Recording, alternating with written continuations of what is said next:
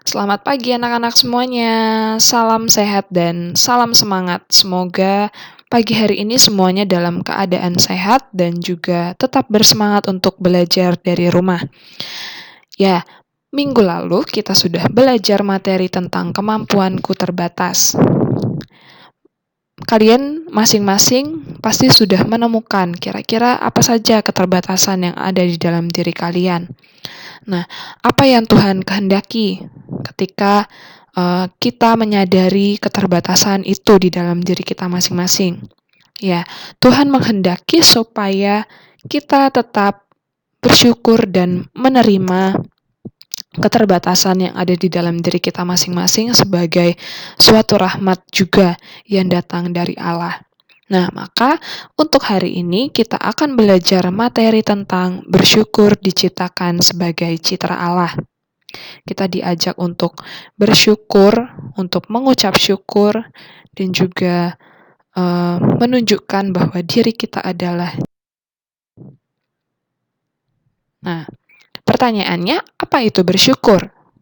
Bersyukur itu adalah sebuah ungkapan atau perkataan yang kita ungkapkan bertujuan untuk berterima kasih atas segala kelimpahan dan kebaikan serta kemurahan Tuhan yang telah Tuhan berikan di dalam hidup kita.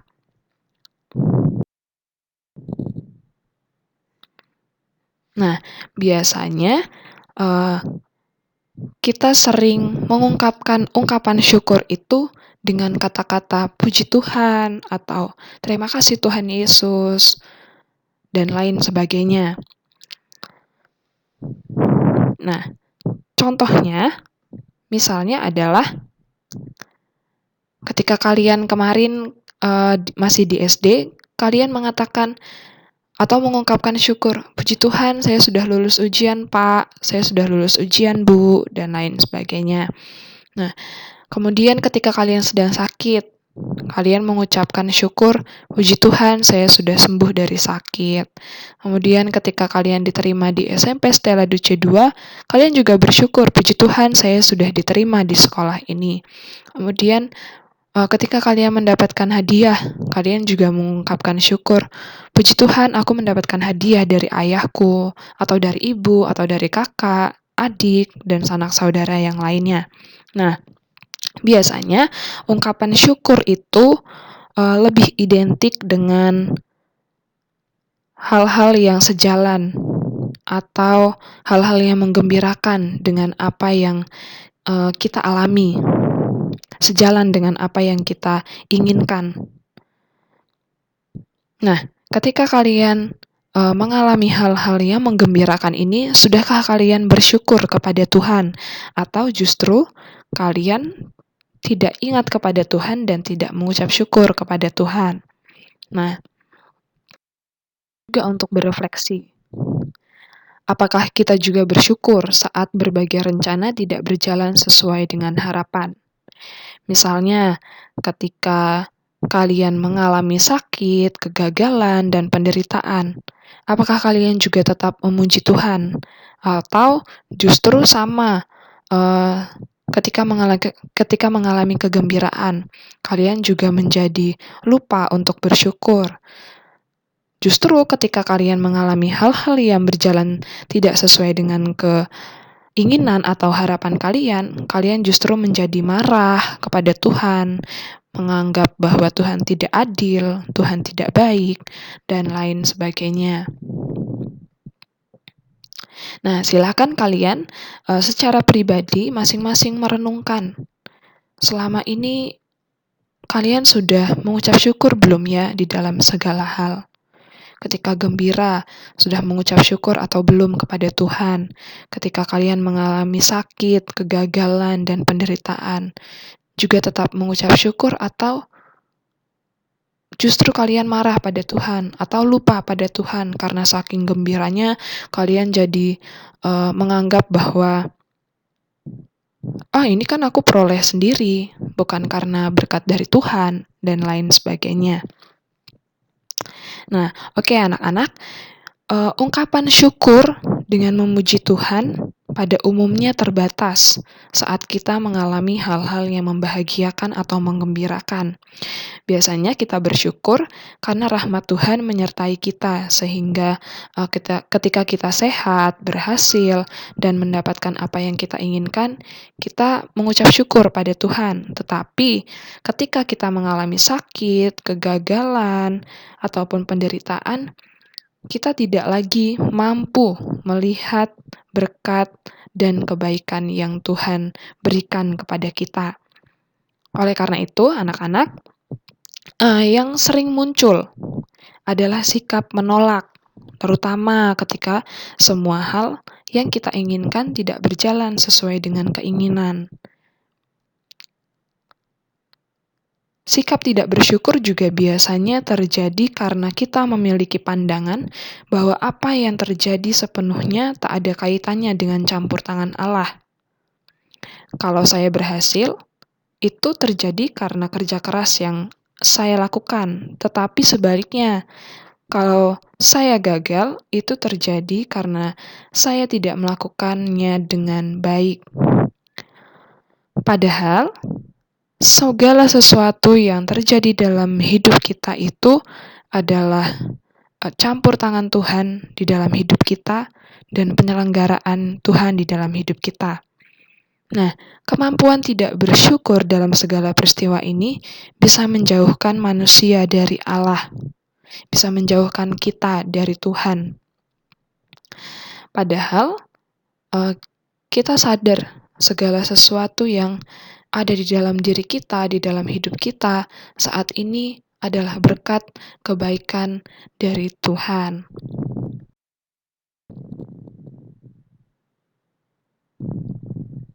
Nah, maka ketika manusia mengalami kegagalan, mereka menutup mata, mereka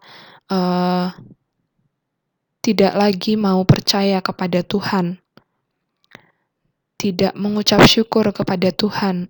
Justru biasanya manusia marah dengan keadaan-keadaan yang sulit.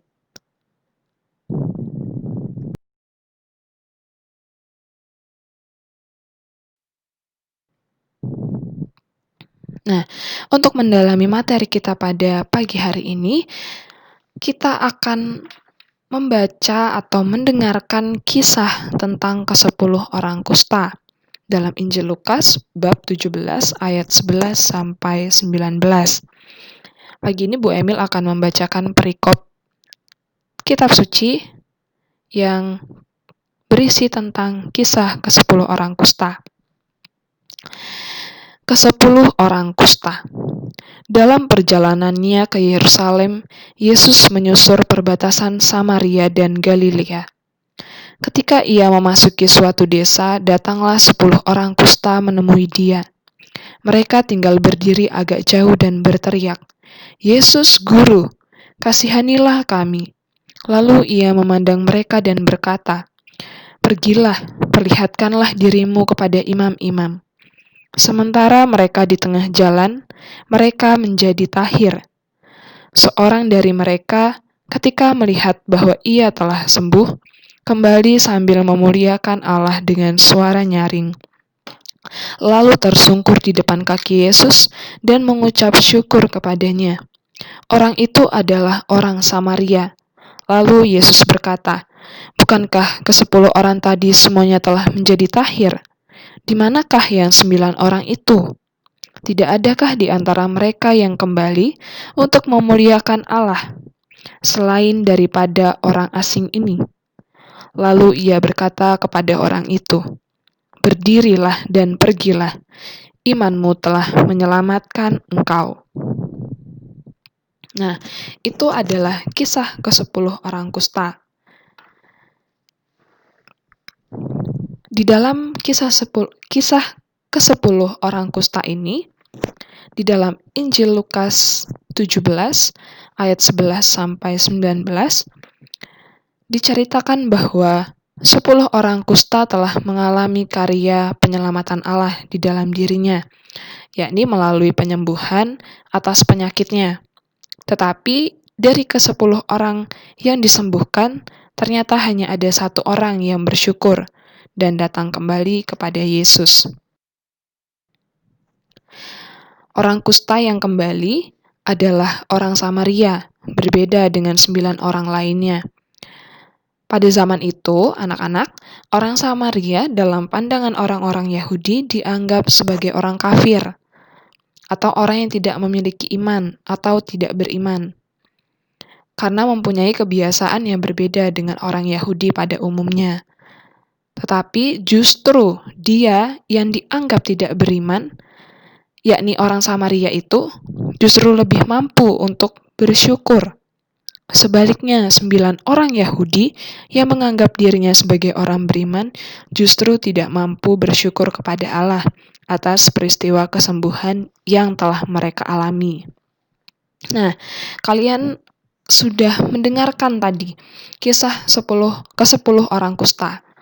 Nah, selama ini kira-kira ketika kalian memperoleh kebahagiaan, mengalami kegagalan, dan lain sebagainya, kalian bersyukur atau tidak?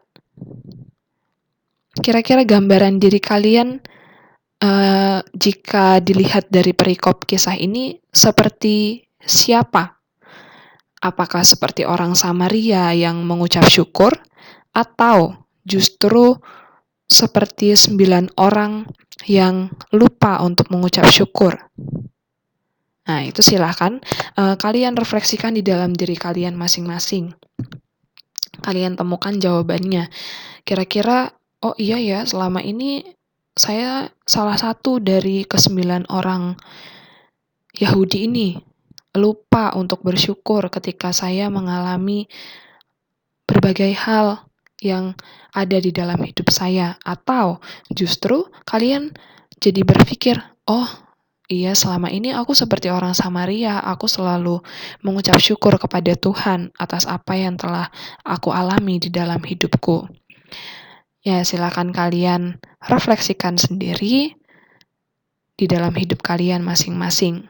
Kalian tanya pada diri kalian, kira-kira sudah melakukan yang terbaik bagi Tuhan atau belum? Sudah mencerminkan sebagai citra Allah atau belum? Begitu ya. Oke.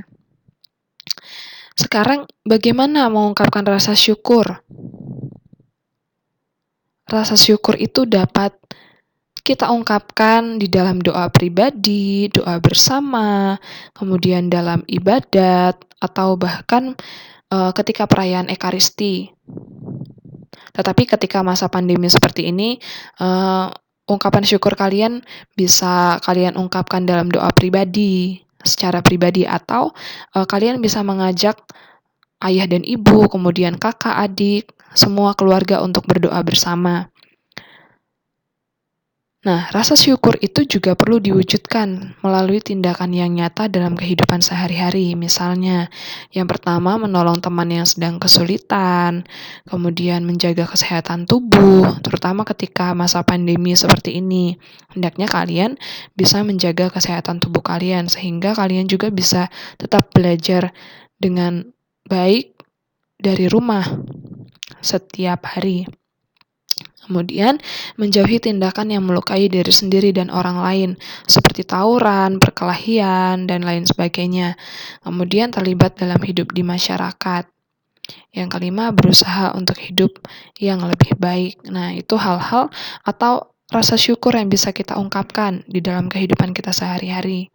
Maka, silakan refleksikan juga kembali, kira-kira kalian sudah melaksanakan itu atau belum ya? Atau sudah mewujudkan itu di dalam tindakan nyata atau belum ya di dalam kehidupan kalian. Nah, melalui materi pada pagi hari ini, apa yang ingin Tuhan sampaikan kepada kita atau apa yang Tuhan kehendaki bagi manusia?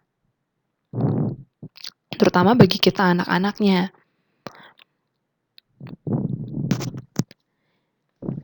Ya, karena manusia telah diciptakan sebagai citra Allah, maka manusia diberikan kemampuan oleh Tuhan untuk bersyukur.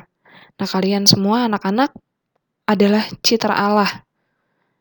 Kalian diharapkan bisa menunjukkan diri sebagai citra Allah. Sebagai citra Allah, kalian semua diberikan akal budi, hati nurani, dan roh yang dianugerahkan Tuhan kepada kalian. Maka setiap orang diberi kemampuan untuk bisa bersyukur. Nah, Tuhan memberikan kalian semua kemampuan untuk bisa mengungkapkan syukur kepada Tuhan. Nah, kira-kira sudah kalian lakukan itu dengan baik atau belum? Sudah kalian sadari atau belum? Atau kalian baru menyadarinya hari ini? Nah, maka Tuhan menghendaki supaya manusia mampu untuk bersyukur ketika dirinya terbuka untuk melihat, mencari, dan menemukan kehendak Allah dalam peristiwa hidup yang kalian alami dan kalian jalani. Nah, Tuhan Yesus mengajak kita semua untuk mampu bersyukur atas peristiwa hidup yang kalian alami, bahwa segala peristiwa yang kalian alami sampai hari ini itu tidak pernah lepas dari peran Allah sebagai Sang Pencipta. Maka apapun keadaannya, itu merupakan bukti dan cinta dari Tuhan. Sehingga dengan bersyukur, Tuhan mengharapkan kita bisa menjadi manusia yang bertumbuh, manusia yang berkembang sebagai citra Allah. Nah, begitu ya anak-anak. Hendaknya kalian bisa untuk semakin membuka diri, semakin mengungkapkan syukur kepada Tuhan bahwa segala sesuatu yang terjadi sampai hari ini, mau yang baik, mau yang tidak baik, yang menggembirakan atau yang menyedihkan, itu semua adalah rencana Tuhan. Itu semua adalah penyelenggaraan Tuhan di dalam hidup kita. Dan kita harus tetap bisa menemukan kira-kira makna apa ya yang mau Tuhan sampaikan di dalam hidup saya melalui peristiwa-peristiwa hidup yang kalian alami. Nah, oke anak-anak, sekian materi yang Ibu Emil sampaikan. Selamat belajar. Semoga kalian belajar dengan sungguh-sungguh meskipun belajar dari rumah, karena Bu Emil tidak bisa memantau kalian satu persatu. Silahkan kalian menjalankan kewajiban kalian sebagai seorang siswa untuk belajar dengan baik dari rumah. Nah, nanti Bu Emil akan men-share tugas di Google Classroom. Silahkan untuk dicek dan segera dikerjakan dan dikumpulkan. Oke anak-anak, sekian. Terima kasih, sampai jumpa di pertemuan kita berikutnya. Selamat pagi, Tuhan Yesus memberkati kalian semua.